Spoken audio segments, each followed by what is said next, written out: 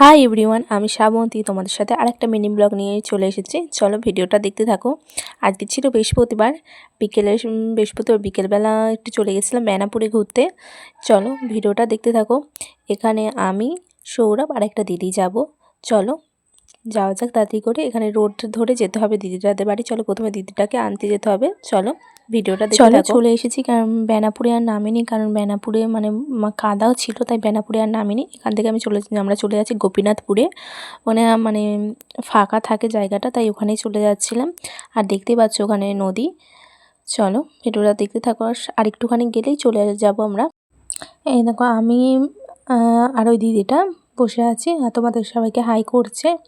চলো চলো তোমাদের সাথে শেয়ার করছি জায়গাটা। এখানে নদীর পাশে, তারপর এখানে এসে চুপ করে বসেছিলাম। চলো আর দেখো ভিউটাও তোমাদের সাথে শেয়ার করছি।